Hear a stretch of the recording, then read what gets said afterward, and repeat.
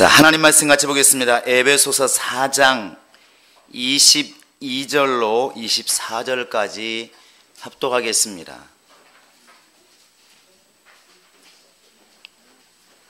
(22절로) 24절입니다. 같이 읽겠습니다. 시작. 너희는 유혹의 욕심을 따라 썩어져가는 구습을 쫓는 옛사람을 벗어버리고 오직 심령으로 새롭게 되어 하나님을 따라 의와 진리의 거룩함으로 지으심을 받은 새 사람을 입으라. 시작한 지가 얼마 안 됐는데 벌써 오늘이 마지막 날입니다. 3일 동안 계속 오신 분도 계시고 오늘 처음 오신 분도 계시는데, 하나님의 말씀은 길든 짧든 언제든 말씀하시는 분이시기 때문에 또 오늘 하루를 통해서도 여러분의 심령에 큰 변화와 은혜가 있기를 예수의 이름으로 축원합니다. 그래서 우리가 첫날 월요일 날은 하나님께서 믿지 않는 자들이 아니라 믿는 자 속에 은혜가 충만한, 어쩌면 신앙생활 열심히 한다고 말하는 그런 사람들 속에 지금 숨어있는, 아직도 남아있는 그 옛사람의 잔재, 육신의 정욕을 따라 살려고 하는 그런 육신의 잔재를 벗어버리자, 옛사람을 좀 벗자, 이렇게 우리가 말씀을 들었고, 어제는 그러기 위해서 바로 나라 말하는 내 의지를 가지고 있는 이 혼, 곧 내 마음이 변해야 된다, 새롭게 되어야 된다 하는 것을 이렇게 말씀을 들었습니다. 오늘은 바로 그렇게 옛사람을 벗고 마음의 결단에서 하나님께 나아가는 사람들이 당이 될 수밖에 없는 새 사람이 되자는 것입니다. 우리 주목 주시고 내 영혼아 새 사람이 되자. 세 번 시작. 내 영혼아 새 사람이 되자. 내 영혼아 새 사람이 되자. 내 영혼아 새 사람이 되자. 이번 주제가 너무 쉽습니다. 시작. 마음을 새롭게, 영혼을 새롭게. 두 번째 하려고 하는 사람들은 분명히 큰일 이루실 겁니다. 자, 다시 한번 두 번 시작. 마음을 새롭게, 영혼을 새롭게. 마음을 새롭게, 영혼을 새롭게. 예, 늦었습니다. 어찌되었든 우리가 이번 교회를 통해서 오늘 처음 오신 분이라 할지라도 말씀과 같이 마음이 좀 새로워지고 영혼이 새로워지는 그런 계기가 되고 그런 시작이 되는 그런 집회가 된다고 한다면 저나 여러분들에게 분명히 이 집회는 성공하는 집회가 될 수가 있을 것입니다. 어릴 때 집에서 누에를 많이 키웠습니다. 누에를 왜 키웠을까요? 돈 벌기 위해서 키웠습니다. 그런데 나중에 이렇게 커서 보니까 이 세상에 이렇게 원단 중에서 가장 부드럽고 좋은 원단이 실크라는 원단입니다. 지금도 실크가 별로 싸진 않지 않습니까? 얼마나 그 비단결처럼 부드럽고, 비단결이죠. 얼마나 그게 참 좋습니까? 실크를 상당히 좋은 재질로 하는데, 그 실크를 만드는 그 바로 원료가 누에고추 아니겠습니까? 누에고추. 그 누에고추가 어디서 나오는가? 누에 잎에서 나오는 겁니다. 누에 잎에서. 근데 그 누에가 처음에 가져올 때는 아주 작죠. 고물고물하면 작습니다. 그 누에가 뽕을 갖다 주면 처음에는 큰 걸 먹지도 못하고 그냥 뽕잎 2개 덮으면 다 덮입니다. 그런데 처음엔 썰어서 주고 하다 보면 2, 3일 먹으면 누에가 먹질 않고 가만히 있어요. 하늘을 쳐다봅니다. 그게 무슨 뜻이냐면 나 잔다, 네, 그런 뜻이죠. 근데 자고 나면 2배는 커 있어요. 그러면 또 움직이기 시작합니다. 그러면 뽕을 따다가 열심히 또 썰어서 줍니다. 한 3일 또 잘 3, 4일 먹이면 어느 순간 또 역시 고개를 듭니다. 다 안 움직이죠. 그러면 또 잔다. 몇 번 잤습니까? 2번. 또 열심히 자고 나서면 한 이틀 자고 나면 또 이제 뽕을 찾습니다. 뽕을 열심히 먹습니다. 근데 이미 벌써 2번, 3번 자고 나면 상당히 커 있습니다. 그 다음에 4번째 이제 잠을 자면은 거의 새끼손가락만큼 커 있죠. 마지막 5번째는 온 집안 식구가 뽕따기에 바쁘죠. 뽕따기에 바쁩니다. 막 오전에도 막 갖다 따와야 되고 밤에도 따와야 되고 원체 많이 먹으니까 그때는 뭐 썰어주는 게 아니라 그냥 뽕나무채 갖다 썰어다 줘도 먹습니다. 그리고 가만히 있으면 막 뽕잎 갉아 먹는 소리가 사그락 사그락 사그락 사그락 계속 나오죠. 그리고 이제 5번 자고 나면 이제 뇌가 상당히 손가락만큼 커지고 색깔이 이제 회색빛이었다가 약간 노란색으로 투명해집니다. 뇌가. 그리고 마지막 잠을 자고 이제 끝나는 것이죠. 그때부터 우리 인간이 해야 할 게 뭐냐면 열심히 소나무나 섭에다 뇌를 올려주는 거예요. 뭐 하라고 그러겠습니까? 집 지으라고. 그때부터 고추가 열심히 막 입을 옮겨, 이 실이 입에서 나오니까 입을 열심히 움직입니다. 자기가 거할 집을. 그렇게 해서 하얀 고추가 이렇게 만들어지죠. 하얀 고추가. 그게 바로 이제 비단이 되는 것이고 실크가 되는 것입니다. 물론 잔인한 인간들이 그 실크는 쓰고 그 속에 들어있는 번데기는 그냥 삶아 먹죠. 그런데 그 비단 실이 나오기까지, 실크가 나오기까지 하루아침에 되지를 않더라는 것입니다. 열심히 먹는 것만 갖고 되는 게 아니라 열심히 먹다가 지치면 한숨 자고 또 일어나서 열심히 먹고 또 한숨 자고 또 열심히 먹고 또 한숨 자고 이렇게 한 5번을 자고 나면 드디어 인간이 그렇게 좋아하는 실을 만들어내는 성숙한 누에가 되어 있더라는 것이죠.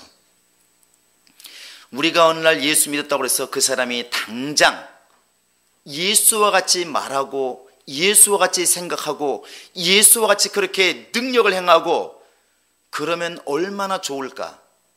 그러나 우리 인간은 간혹 가다 보면 넘어지기도 하고 엎어지기도 하고 또 그러면서 와서 회개하고 다시 일어나고 또 열심히 하다 보니까 또 잘못 가가지고 넘어지고 엎어지고. 근데 그게 그거 같지만 똑같은 잠인 것처럼 보이지만 한 잠 자고 두 잠 자고 세 잠 잘 때마다 이미 뇌가 성장하는 것처럼 우리의 신앙도 이렇게 성장해가고 있더라는 사실입니다. 우리는 정말 이런 기회를 통해서 완벽하게 심령도 마음도 삶도 행동도 변했으면 좋겠지만 그건 쉽지 않은 것 같습니다. 그래서 우리는 끊임없이 주의 말씀을 사모해야 되고 끊임없이 기도해야 되는 것이고 끊임없이 주 앞에 나와서 나를 돌아보면서 기도하는 것입니다. 할렐루야. 그래서 우리가 회개하는 자들마다 분명히 복이 있다고 하는 것은 회개할수록 자꾸만 돌이킬 수 있는 기회가 많아지기 때문에 그 영혼에 복이 있는 것입니다. 성경은 오늘 또 우리에게 말하기를 바로 새 사람이 되라고 우리에게 요구하고 있습니다. 이 새 사람이라는 것은 이미 앞에 나와 있는 22절에 나와 있는 옛사람과 반대되는 말입니다. 옛사람이 있으니까 새 사람이 있는 것이고 새 사람이 있기 때문에 옛사람이란 말을 쓸 수가 있겠죠. 신앙생활이 무엇입니까? 신앙생활은 하나님이 우리에게 원하시는 게 무엇일까를 아는 것이고 그 아는 것을 실천하는 것이 신앙생활입니다. 설교도 굉장히 복잡한 것처럼 보이지만 설교는 딱 2가지를 말하고 있습니다. 첫째는 하나님이 무엇을 원하시는가? 이게 설교예요. 아무리 많은 설교를 들어봐도 결국 그겁니다. 하나님은 무엇을 원하시는가? 그 다음에 설교 내용이 뭐냐면 그러면 우리는 어떻게 할 것인가? 이 2가지가 바로 설교입니다. 하나님은 거룩하기를 원하신다. 그러므로 우리가 거룩하기 위해서 회개하고 죄를 짓지 말자. 결국 설교가 이거 아니겠습니까? 하나님이 무엇을 원하시는가? 우리는 어떻게 할 것인가? 결국 우리가 이 안에서 설교를 들으면서도 이 2가지에 대한 답이 사실은 얻어져야 될 것입니다. 설교를 들으면서 하나님은 그런 하나님이시구나, 하나님이 나에게 이런 걸 요구하시는구나 하는 답이 오늘 나와야 되는 것이고, 이 설교를 듣고 돌아갈 때에는 우리 마음속에서 그래, 그러므로 나는 앞으로 이렇게 살아야 되겠다는 결단이 있어야 사실 설교를 잘 들은 것입니다. 근데 대다수는 이렇게 듣는 데만 너무나 익숙해 있어서 많이 듣죠. 듣는데 올 때나 갈 때나 어제나 오나 좀 변한 게 없지 않습니까? 이것은 설교를 반쪽만 들은 것이죠. 반쪽만. 설교를 잘 들었다고 하는 것은 이 두 가지입니다. 하나님의 뜻이 어디에 있는가? 어떻게 말씀하시는가? 나는 또한 어떻게 살 것인가? 어떻게 행동할 것인가? 이 답이 얻어질 때 우리는 은혜 받다는 말을 쓸 수가 있습니다. 오늘 또 이런 답이 있기를 예수의 이름으로 축원합니다. 성경은 우리에게 하나님이 거룩하니 너희도 거룩하라 이렇게 말씀하십니다. 거룩이라고 하는 말은 인간이 범접하기가 어려운 그런 단어예요. 너무나 쉬운 단어로 해석하면은 구별되라는 것이죠. 무언가 하나님 곁에 가려면 세상 사람처럼 하지 말고 세상 사람과는 달라야 된다는 것입니다. 그게 거룩 아니겠습니까? 그래서 똑같은 소지만 하나님께 제사 드릴 것들은 따로 구별해라. 그건 거룩한 예물이다. 그거 아니겠습니까? 아무 데서나 구약 같으면 아무 데서나 예배하지 말고 하나님이 지정하신 곳, 하나님이 말하시는 곳, 그곳에 와서 하나님 말씀하신 방법대로 제사를 드려라. 그게 바로 이제 구별이라는 것입니다. 하나님이 무엇을 원하시는가 이렇게 우리에게 물으신다고 한다면 우리는 세상과 구별되기를 원하십니다. 이렇게 답을 하면 그게 맞다는 것입니다. 여러분 한번 성경을 보시기 바랍니다. 고린도후서 6장입니다.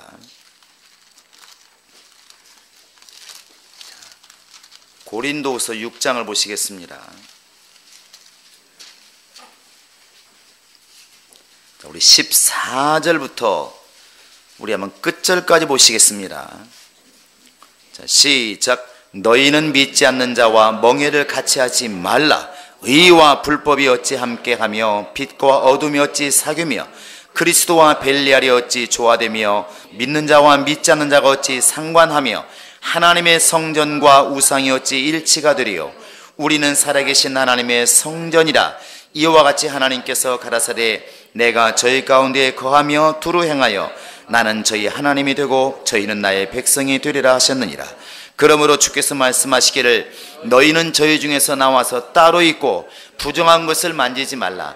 내가 너희를 영접하여 너희에게 아버지가 되고 너희는 내게 자녀가 되리라. 전능하신 주의 말씀이니라 하셨느니라. 바로 이제 17절에 보시면 그러므로 주께서 말씀하시기를 너희는 저희 중에서 나와서 따로 있고 이렇게 말하고 있습니다. 저희가 누구십니까? 그 앞에 나와 있는 믿지 않는 자를 말하는 것입니다. 너희는 믿지 않는 자와 함께 하지 말고 그들에게서 나와서 따로 있으라. 그러면 내가 너희에게 아버지가 되고 너희는 내 자녀가 되리라. 이 말을 함께 살지 말라는 뜻으로 이렇게 오해하면 안 될 것 같고 그들의 행실, 그들의 신앙, 그들의 마음가짐 이런 것들을 함께 하지 말라는 것입니다. 그들은 지금 이방신을 섬기고 자기 마음에 원한 대로 살고 있으니까 너희는 그러지 말라는 것이죠. 그들이 자기 원한 대로 사는 그것을 갖다가 너는 그렇게 하지 말고 하나님이 원하시는 방법대로 살아라.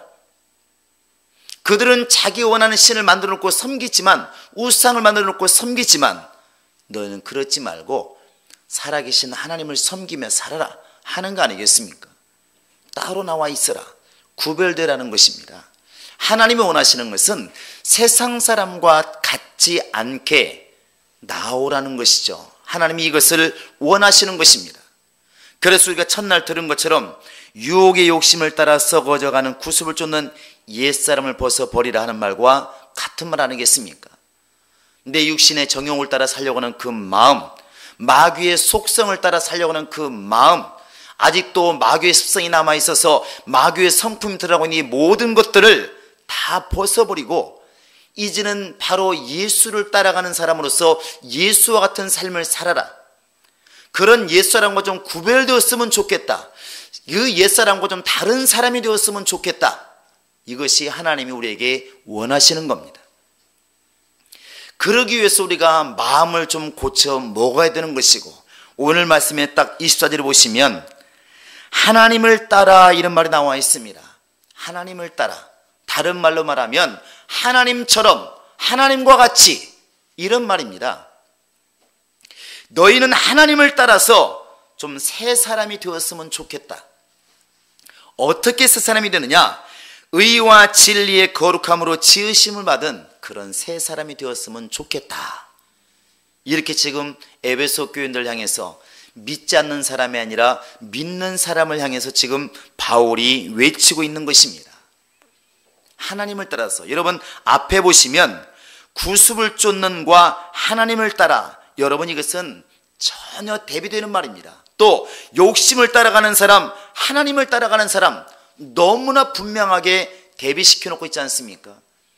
하나님을 따라가는 사람이 당연히 새 사람이 될 수밖에 없는 것이죠.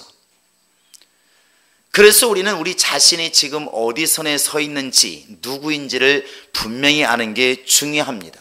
그렇지 못하면 불신자들과 같은 사고방식과 삶을 살면서도 우리 스스로는 또 믿음이 좋다고 착각할 수도 있다는 것입니다. 우리는 분명히 예수 믿는 순간에 신분이 달라졌고 소망이 달라졌고 우리의 사는 방식이 분명히 달라져 있습니다. 우리 한번 고린도서 5장을 보시겠습니다. 고린도후서 5장 17절 한번 보시기 바랍니다. 고린도후서 5장 17절입니다. 시작. 그런즉 누구든지 그리스도 안에 있으면 새로운 피조물이라. 이전 것은 지나갔으니 보라 새 것이 되었도다. 이게 무슨 말입니까? 피조물이라는 것은 새로 만들어졌다는 것이죠. 이전 것은 지나갔으니 보라 새 것이 되었도다. 이게 지금 예수 믿는 사람들에게 맞는 얘기입니다. 예수 믿는 사람들은 사고방식도 다른 사람들입니다. 그 앞에 16절에 보시면 그러므로 우리가 이제부터는 아무 사람도 육체대로 알지 아니하노라. 비록 우리가 그리스도도 육체대로 알았으나 이제부터는 이같이 알지 아니하노라. 이렇게 되어 있습니다. 여기 육체대로 되어 있지만 어떤 성경에 보니까 세상의 관점으로 이렇게 되어 있더라고요. 그러니까 우리가 지금부터 사람을 바라볼 때도 세상의 관점으로 사람을 바라보는 것이 아니라 예수를 바라볼 때도 세상 사람 보는 그 눈을 가지고 예수를 보는 것이 아니라 이제는 다르다는 것이죠. 이제는 성령을 따라 예수를 보고 사람을 볼 때도 인간의 눈으로 사람 보는 것이 아니라 주님의 눈으로 사람을 보는 사람이 되었다. 보는 관점이 달라졌다는 것입니다. 우리가 땅에서 하늘을 올려다보는 것과 하늘에서 땅을 내려다보는 것은 전혀 느낌이 다르지 않습니까? 그렇게 우리가 예수를 영접하고 예수 믿는 순간부터 전혀 다른 그런 사고방식과 생각을 이렇게 갖추게 된, 신분도 마귀의 자녀에서 하나님의 자녀라고 하는 엄청난 신분으로 우리가 이렇게 바뀌게 된 것입니다. 할렐루야! 누가 이것을 일러주는가? 성령이 우리 안에 계셔서 이걸 깨닫게 하고 있지 않습니까? 우리 옆 사람에게 정말 나는 하나님의 자녀입니다. 시작. 반대편도 하시기 바랍니다. 시작. 좀 더 뛰어나시면 뒤에 분도 하실 수 있습니다.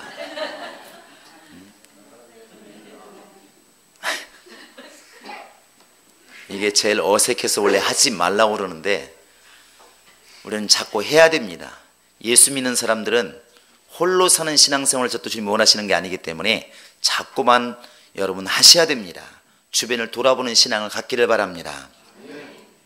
어찌되었든 이렇게 하나님께서 우리를 예수를 보내어서 거듭나게 하시고 예수의 사람이 되게 하시고 하나님의 자녀가 되게 하시고 이제는 성령 안에서 새로운 삶을 살게 하셨는데 우리는 아직까지도 옛사람과 지금 새 사람이 되었다는 이것을 이론적으로는 너무나 분명히 알고 있는데 삶이 이렇게 확실히 달라진 게 아니기 때문에 이것을 혼돈한 경우가 너무 많다는 것입니다. 그러니까 어떤 사람이 오늘 예수 믿었을 때에 어저께 나와 오늘 내가 별로 다른 게 없습니다. 여러분 예수 믿기 전에 또 예수 믿은 다음에 같은 집에 사시는 분이 있을 겁니다. 얼굴도 똑같은 얼굴이고 이름도 똑같은 이름이고 예수 믿기 전과 예수 믿은 다음에 뭐가 달라졌습니까? 어떤 사람은 직장도 똑같이 다닙니다. 그러다 보니까 예수 믿기 전과 예수 믿은 다음에 아무리 당신이 하나님의 자녀가 됐으니까 다른 사람입니다 말을 해도 실감나지를 않는다는 것이죠. 하나님은 그렇게 말씀하시는데 내 스스로가 감을 잘 못 잡고 있다는 것입니다. 내가 얼마나 높아졌는지를 모르는 것이죠. 이런 경험들 우리가 가끔 많이 합니다. 왜 때로는 이렇게 직분을 교회에 줄 때 처음 직분 맡을 때는 얼떨떨하다. 알딸딸이 맞나요? 얼떨떨이 맞겠죠. 그래서 이렇게 그건 목사들도 마찬가지죠. 처음에 이렇게 전사 생활 아무리 오래 했어도 사실 목사가 축도를 해봤겠습니까? 아니 전사가 축도를 해봤겠습니까? 직접 이렇게 예배 인도하는 거 많지 않기 때문에 목사가 딱 안수받으면 사실은 이미 안수받는 순간부터는 목사의 하나님께서는 권리나 목사의 모든 능력을 하나님 주셨다고 우리는 알고 있어요. 본인도 알고 있습니다. 그런데 다음날 이렇게 이제 성도들에게 왔을 때 목사님 그러면 안 쳐다봅니다. 그러니까 자기를 부르는데 불구하고 안 쳐다봐요. 왜 그럴까요? 실감나지 않은 것이죠. 그리고 이제 식사로 가서 목사님 여기 앉으세요 그러면 어색한 거예요. 하이 왜 또 그렇게 부르나. 그냥 며칠 동안 때로는 몇 달 동안 그냥 전사님이 훨씬 편한 거예요. 왜? 몇 년 동안 그 말을 들었으니까. 그 목사들의 실수담을 보면은 처음에 새신자 목사 때 말이 좀 이상하긴 한데 새신자 목사 때 실수를 많이 하잖아요. 그러니까 어떤 분들은 예배 인도하고 축도를 해야 되는데 축도 않고 내려오신 분도 많고 주기도문 하고 내려오신 분들 많이 있다고 하지 않습니까? 그 안 하려고 그런 게 아니라 까먹은 거죠. 안 한 거죠. 원래 안 해왔으니까. 그런 것뿐만 아니라 모든 게 이게 안 맞는 거예요. 근데 목사들끼리 같이 안수받은 목사들끼리도 전사님 부른다고 해요. 박 전사님 왜? 며칠 동안 계속 불렀으니까 이게 안 되는 겁니다. 근데 그게 이제 세월이 흘러가면서 자각하면서 깨우쳐가면서 나중에는 자연스럽게 나를 안 불러도 옆에 가는 목사님 불러도 목사님 그러면 다 쳐다봅니다. 이제는 그게 이제 몸에 배기 시작했다는 것이죠. 영적 생활도 보면 아무리 침례받은 사람에게 당신은 이제는 세상과 구별된 하나님의 사람입니다. 이제는 예수 안에서 하나님의 자녀입니다. 아무리 이렇게 말을 해도 그 사람도 이해하고 대답하지만 실감나지를 않는다는 것이죠. 그래도 귀신 얘기 들으면 덜덜 떨리고 뭐가 안 맞는 것이죠. 혼자 기도하면 내 기도 들어줄까 믿어지지도 않고. 그런데 점점 더 자기를 돌아보면서 자기를 자각해 나가면서 자신이 하나님의 자녀라는 것을 인식하기 시작하면 그때부터 영적 생활이 이제 편안해지고 자유스러워지고 기뻐지기 시작하는 것입니다.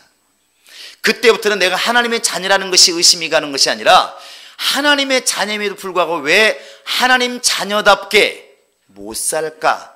이제 이게 속상해지기 시작하는 것이죠. 분명히 성령을 통해 하나님께서 내게 능력을 주신다고 말씀하셨는데 내게 왜 이론과 같이 능력이 드러나지 않을까? 하나님 잘못이 아니라 분명히 내가 무언가 문제가 있나 보다. 그래서 자기 가슴을 치기 시작하는 것입니다. 내가 부족한 자구나. 무언가 지금 내가 부족하구나. 기도가 부족하든 회개가 부족하든 말씀이 부족하든 무언가 지금 내가 부족하구나 하는 것을 이제 느끼기 시작하는 것이죠.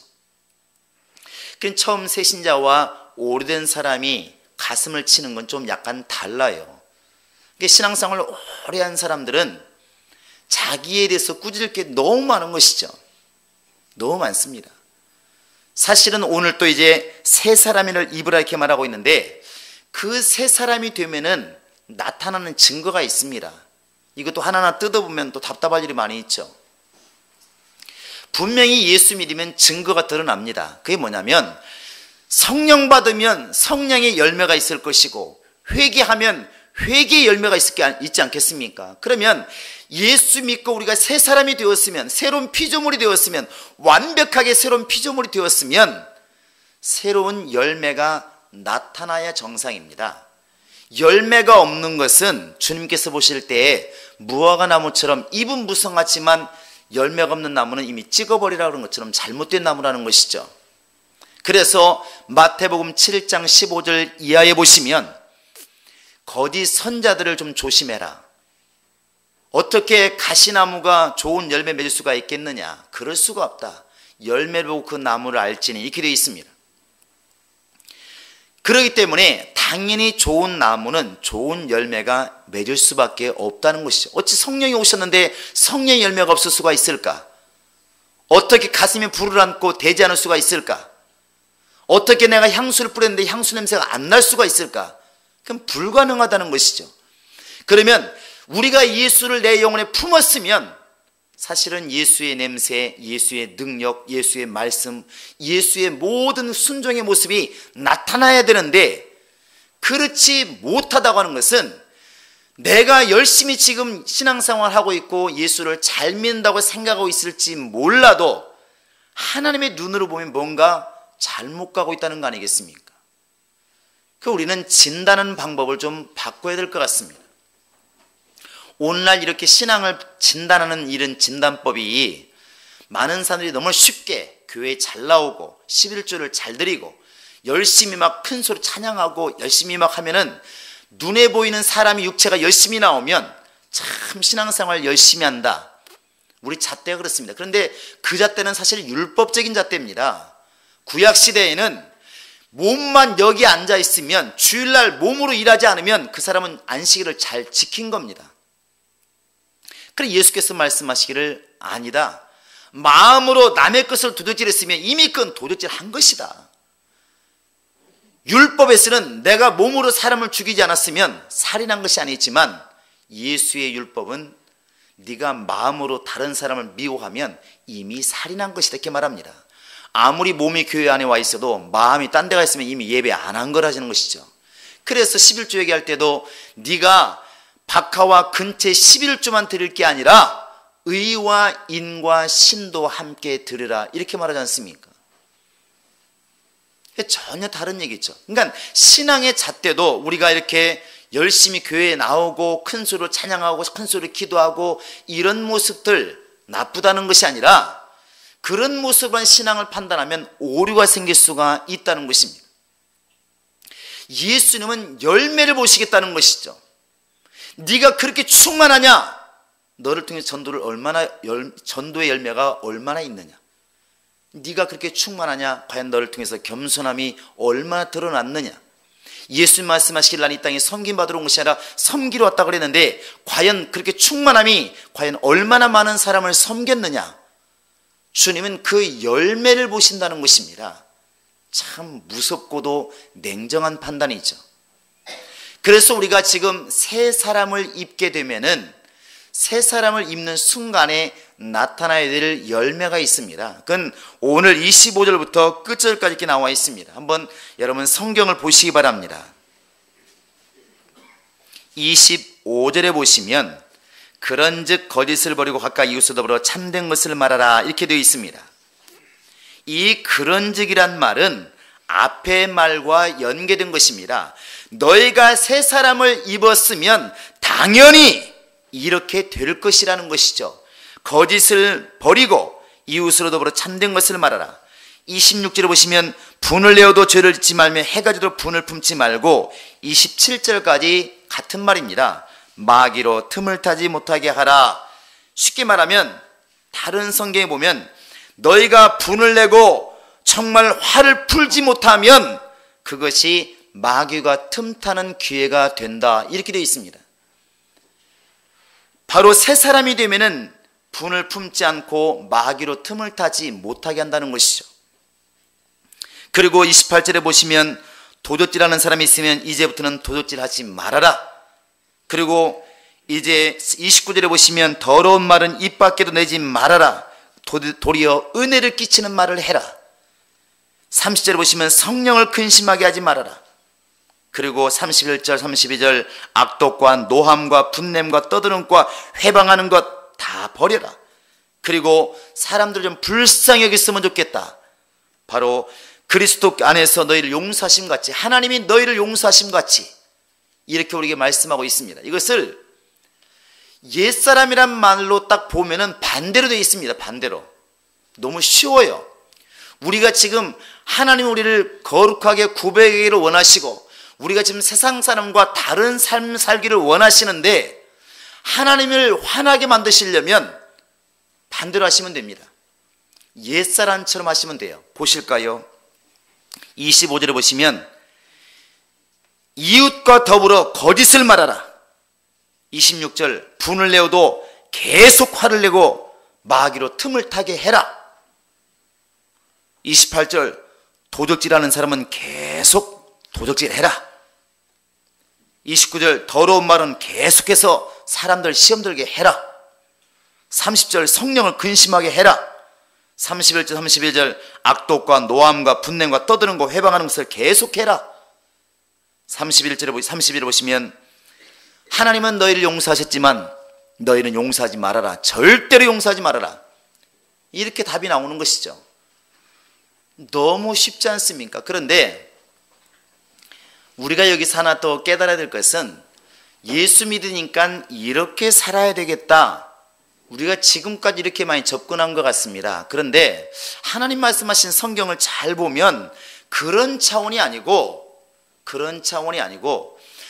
정말 이 지금 20절에 나와 있는 것처럼 하나님을 따라서 의와 진리의 거룩함으로 지으신 받은 새 사람이 되면은 이런 열매가 저절로 맺힌다는 것입니다. 저절로 맺힌다는 것이죠. 이렇게 안 되는 것을 억지로 하려고 하는 것이 아니라 스스로 이런 열매가 맺어진다는 것입니다. 감나무에서 감나무 열매 맺히고 배나무에서 배가 열리는 것처럼 예수 그리스도를 통해서 거듭난 사람을 통해서는 이런 열매가 점점 더 맺힌다는 사실입니다. 바로 이 말은 무슨 말이냐면 우리의 충만함이 이런 열매가 맺을 때까지 사실은 성장해야 옳다는 것입니다. 그러니까 이런 열매가 안 맺어지고 있다는 것은 아직까지도 이런 열매를 맺을 만한 아직 내 신앙이 여기까지 성장하지 못했다는 것이죠. 이르지를 못했다는 것입니다. 나무라고 심어놓으면 무조건 열매 맺히는 게 아니지 않습니까? 보통 3년 지나야 감 하나, 사과 하나 맺힙니다. 그걸 따서 5년 되면 많이 맺히고 때가 있다는 것이죠. 때가. 제가 누에 얘기를 했지만 누에가 어느 날 갑자기 고추를 만드는 능력이 있는 것이 아니라 몇 번을 자고 성장해 나가니까 어느 순간에 그런 정말 비단결을 만들어낼 수 있는 그런 씨를 만드는 것처럼 우리의 신앙도 그렇다는 것이죠. 이렇게 이 지금 25절부터 32절까지 뭐 성경 다른 데면 더 많이 나와 있죠. 이런 것들을 해보려고 몸부림을 쳐도 잘 안 되게 돼 있습니다. 왜 그러냐면 육신의 삶이 있기 때문에 잘 안 됩니다. 우리가 이렇게 욕심내지 말라고 하지만 우리끼리 있으니까 한번 해볼까요? 여러분 돈 많이 주면 나는 하나님 필요 없습니다. 사실 한 달 먹을 것 하루면 족하니까 하나님 일당 5만 원만 가져갈게요. 그리고 1억을 주었더니 9,995만 놔두고 5만 원만 가져가실 분 계시나요? 아니면 5만 원 놔두고 나머지를 가져가시겠습니까? 두 번째 거의 전부일 겁니다. 그럼 우리도 별 수 없는 거라고요. 그래서 예수 믿는 사람들도 길거리에서 만약에 누군가가 외칩니다. 많이 지금은 좀 덜한 옛날 속았습니다. 양파를 무료로 드립니다. 양파를 무료로 드립니다. 그러면 예수 믿고 안 믿고 짜서 막 뛰어나갑니다. 근데 가서 서 있었는데 양파는 안 줍니다.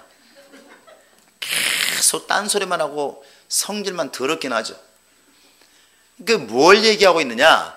예수 믿는 사람도 먹고 살아야 되고 환경이기 때문에 똑같습니다. 욕심내는 거 똑같다고요. 지금 이렇게 말씀을 들을 때야 그래 우리는 세상 사람과 다른 사람이다. 안 믿는 사람과 다른 사람이다. 그렇지만 막상 세상에 돌아가서 승진 때문에 서로 막 경쟁 붙었을 때, 손해보는 일 때문에 경쟁 붙었을 때, 네 자식 내 자식 경쟁 붙었을 때 과연 그게 쉬울까? 이 말씀은 제껴두고 우리가 과연 그렇게 이룰 수 있을까? 쉽지 않다는 것이죠. 그런데 성령으로 충만해서 하나님이 원하시는 분량의 우리 믿음이 성장해 있으면 이런 열매가 맺어진다는 것입니다. 맺어진다는 것이죠. 우리가 항상 어린아이, 노인 양반들 예를 많이 듭니다. 5살 먹고 4살 먹은 아이들, 간혹가다 안 그런 아이들도 있지만 그 3살 먹고 4살 먹은 아이들이 뭔가 가지고 있습니다. 근데 그 하필 또 왜 구역예배 드리는 날 똑같은 나이 또래 아이들이 많이 오지 않습니까? 근데 애가 가지고 뭘 먹습니다. 그러면 애가 또 앞에 보고 울잖아요. 처음에는 뺏으려고 하다가 몇 대 주워 맞고 이제 울죠. 아! 울면은 이제 엄마들이 볼 때 서로 민망한 것이죠. 우는 아이 엄마는 좀 나눠주면 좋겠구만. 애가 지금 욕심이 많대. 지 엄마가 똑같네. 또 이제 이 가지고 있는 아이의 엄마는 좀 애 좀 달래지, 좀 뭐 좀 먹을 거 좀 가지고 꼭 빈손으로 와가지고 이렇게 속을 새기나. 근데 이제 같은 구역 식구니까 말은 못하지만 마음속에는 그럴 수 있다는 것이죠. 근데 이제 보다 못해서 이제 이 우는 아이 엄마는 차마 말하기가 어렵잖아요. 그런데 이제 가지 있는 엄마가 말하죠. 누구야, 좀 나눠주어라. 응? 아이고 이쁘지. 걔가 그렇게 맑게 할 정도면 애가 어른이지. 걔 좀 나눠줘라. 아이고 착하지. 우리 누구 착하지. 근데 애가 안 나눠주지 않습니까? 에이! 나중에 보면 둘 다 옵니다. 둘 다 막 와 난리가 나죠. 구역예배가 그래서 어린아이 있는 곳에는 구역예배가 쉽지 않습니다. 난리가 나죠. 그런데 그런 아이라 할지라도 그때는 뺏어서 줘야만 되는데 나중에 20살, 30살 먹게 되면 어떤 때 모임 때 차마 깨닫지 못했다가도 누군가 왜 혼자 먹으러 아 그렇구나 빨리 나눠주지 않습니까? 빨리 그런 삶이 꼭 굳이 누가 지적해 주지 않아도 나눠주는 삶을 하고 있더라는 것이죠. 성장했다는 거 아니겠습니까? 성장했다는 것이죠. 그러니까 성령의 열매를 맺기 위해서 몸부림치는 것은 세상 사람도 똑같이 하고 있습니다. 그들이라고 사랑하고 싶지 않겠습니까? 그들도 용서하고 싶고 관용하고 싶고 그들도 다 똑같은 마음을 같이 알고 있어요. 그런데 그들은 자기 의지로 하려고 하는 사람들이고 예수 믿는 사람들은 내 속에서 역사하시는 성령이 있어서 그분이 그렇게 할 수밖에 없도록 나를 이끌어 가신다는 것입니다. 이끌어 가신다는 것이죠. 그래서 예수 믿는 사람들이 뭐 사랑의 원자탄 손영원 목사도 얘기 많이 하지만 자기 두 아들이 있는데 두 아들마다 죽였지만 그 죽인 자를 갖다가 용서할 수 있다. 용서를 했다는 것이죠. 그런데 어떻게 사람들이 말합니다. 어떻게 그럴 수가 있지? 인간으로서는 이해가 안 되지만 믿음 안에서 보면 이해가 된다는 것이죠. 누가 그렇게 했을까요? 하나님이 그렇게 만들게 한 겁니다. 인간으로서는 도저히 안 되는 것을 성령이 감동하셔서 그것을 용서할 수 있도록 만들어준다는 것이죠. 초인적인 힘이 나오게 한다는 것입니다. 그러면 같은 원리로 우리가 지금 심써야 될 것이 무엇일까? 이런 열매를 맺을 만큼 내 신앙이 성장해 있는 것입니다. 내 신앙이 성장하도록 기도하는 것입니다. 할렐루야! 그것이 바로 하나님을 따라가는 것이고 그게 바로 새 사람을 입는 것입니다. 우리는 지금 분명히 로마서 11장에 나와 있는 것처럼 원래는 돌 감람나무 있지만 참 감람나무에 접붙인 사람들입니다. 그러나 지금 내가 참 감람나무에 접붙였다고 그러고 오늘 갑자기 열매 맺어질 수 있을까? 그건 아니라는 것이죠. 성장하는 기회가 반드시 필요한 것입니다. 여러분과 지금 나는 이 구약 성경을 보면 이방인입니다. 참 이스라엘도 아니었다는 것이죠. 그런데 과연 우리에게서 이런 열매가 자동적으로 맺힐 수가 있을까? 그렇지 않다는 것입니다. 하나님을 따라가서 내 신앙이 성장하는 것, 하나님을 따라서 열매 맺는 것은 성장하는 것, 이게 매우 중요한 것입니다. 우리는 지금부터 이런 진단하는 법을, 자기를 진단하는 법을 좀 바꿔주기를 원합니다. 사람들이 나 이만큼 했으니까 잘했다 이렇게 판단할 때 우리는 그걸 볼 게 아니라 주님이 원하시는 것, 농부가 원하는 것은 열매 아니겠습니까? 왜 우리가 예수 안에 거해야 되고 예수의 말씀을 들어야 되고 왜 예수와 함께 살아야 되겠습니까? 그 열매 때문에 그런 것입니다. 우리 한번 요한복음 15장 16절 보시겠습니다. 요한복음 15장 16절 같이 한번 읽겠습니다. 시작. 너희가 나를 택한 것이 아니요 내가 너희를 택하여 세웠나니 이는 너희로 가서 과실을 맺게 하고 또 너희 과실이 항상 있게 하여 내 이름으로 아버지께 무엇을 구하든지 다 받게 하려 함이니라. 내가 너를 택하여 세웠나니 이것은 항상 과실이 있게 하려 하심이라. 이게 예수의 말씀입니다. 우리에게 지금 25절부터 32절까지 이렇게 참된 것을 말하지 못하고 분을 내도 풀지 못하고 마귀로 틈타게 만들고 아직까지 도저히 않은 마음이 있고 더러운 말을 하고 있고, 이 더러운 말도 여기 이렇게 나와 있지만 다른 데 보니까 남들을 갖다 이렇게 헐뜯는 이런 말도 있습니다. 아직까지도 그런 말이 있다고 한다면 다른 건 잘하고 있을지 몰라도 아직까지 나는 새 사람이 되었다고 하는 증거가 부족하다는 것이죠. 여러분과 지금 내가 심겨야 될 것은 이런 열매가 맺을 때까지 내가 성장해 나가야 되는데, 그렇지 못한 것에 대해서 우리는 회개해야 됩니다. 이런 열매가 자연스럽게 나와야 되는데, 사람이 성장하면 당연히 장가가서 시집가서 아이를 낳는 것이 정상인데, 어찌 된 것이 시집가서도 애를 못 낳는다 그러면 얼마나 많은 사람이 걱정합니까? 나무가 컸는데 때가 되었는데 열매가 없으면 얼마나 걱정하겠으며, 똑같은 원리라는 것이죠. 우리가 이렇게 돌아볼 때, 이건 제가 볼 때 뭐 목사라도, 제가 볼 땐 장로라도 안 걸리는 사람이 어디 있겠습니까? 제가 볼 땐 교회 안에서 교인들끼리 얘기할 때도 얼마나 헐뜯는 말을 많이 하고 있습니까? 여기 계신 분들 말고 많이 하지 않습니까? 그래서 여성들은 모임에 빠질 수가 없답니다.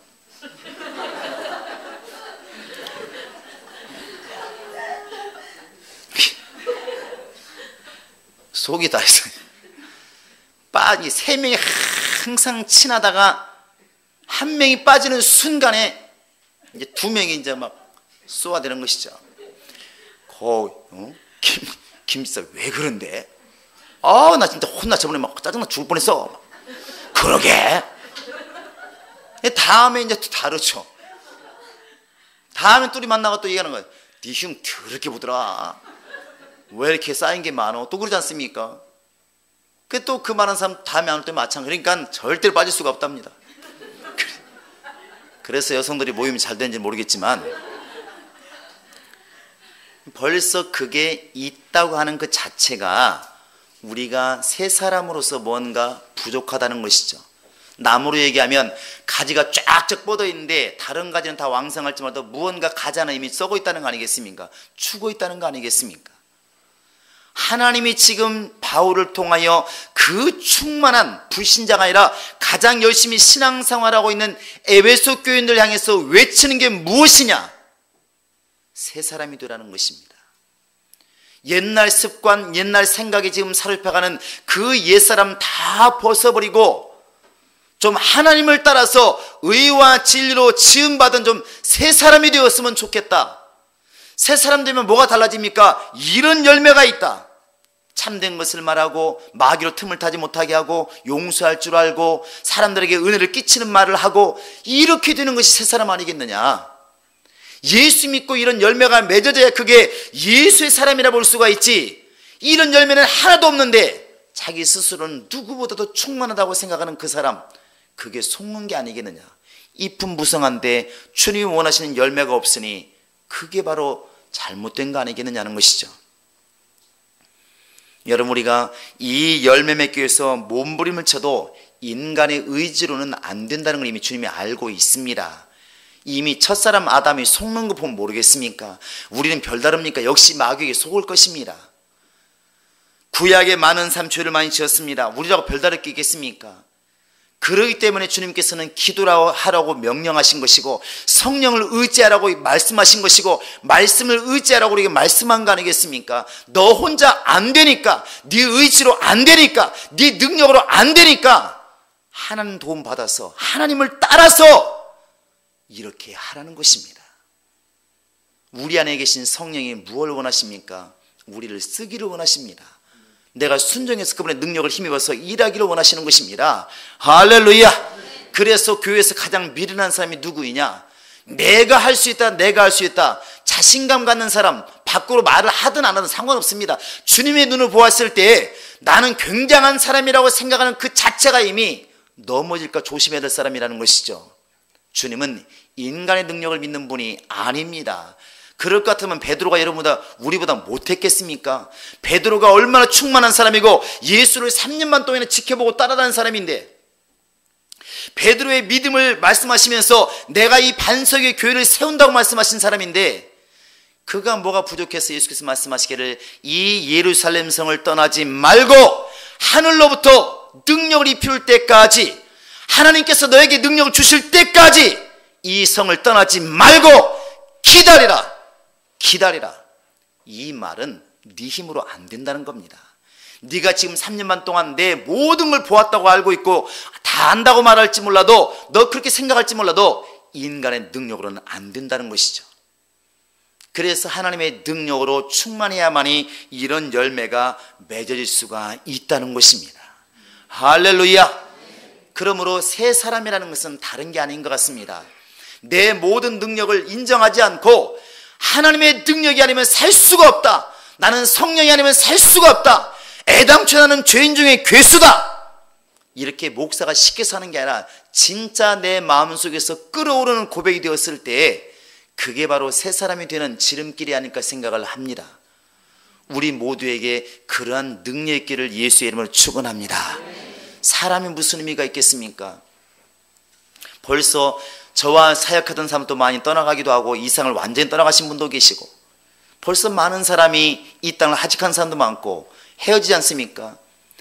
사람과 사람은 절대로 영원하지 못합니다. 그래서 예수만을 바라보라는 거 아니겠습니까? 사람들이 나를 판단하는 것, 나를 비웃는 것 무슨 상관이 있습니까? 내 마음 중심이 정말 주님이 인정한 중심이라면 감사한 일 아니겠습니까? 그것만이 우리의 만족이고 그것만이 우리의 능력 아니겠습니까? 누가 몰라주면 어떻습니까? 내가 헌금한 거 누가 몰라주면 어떻고, 내가 죽도록 전도하는 거 몰라주면 어떻고, 내가 교회에서 봉사하는 거 누가 몰라주면 어떻습니까? 오해해가지고 나를 갖다가 봉사한다고 누가 욕한들 그게 무슨 상관이 있습니까? 내가 지금 일하는 것은 원래 포기한 사람이고 내 안에서 역사하시는 성령을 따라 일하고 작정한 사람이라고 한다면 그게 무슨 상관이 있겠냐는 것입니다. 은혜라고 하는 것은 하나님의 능력을 힘있는 게 바로 은혜입니다. 여러분 정말 이 저녁에 정말 이 마음 자체가 바꾸어질 수 있기를 예수의 이름으로 축원합니다. 나 예수 믿으니까 이런 사람이 되어야 되겠다, 이런 열매 맺어야 되겠다, 이게 아니라 하나님이 이런 열매가 맺어질 수 있도록 내가 좀 변화되기를 원합니다. 이런 열매가 저절로 맺어질 수 있도록 그런 충만한 사람이 되기를 원합니다. 이런 정말 열매가 주렁주렁 맺힐 수 있도록 정말 내가 하나님의 능력을 힘있기를 원합니다. 여러분 이렇게 기도할 수 있기를 예수의 이름으로 축원합니다.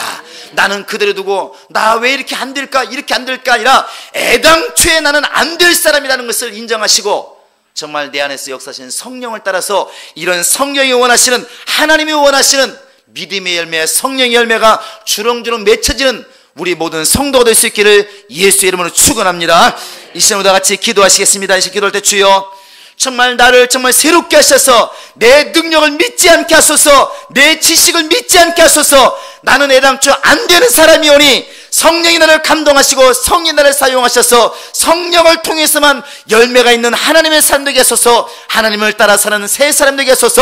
예수의 이름으로 믿고 간절히 기도하시겠습니다. 예수여, 예수여, 예수여.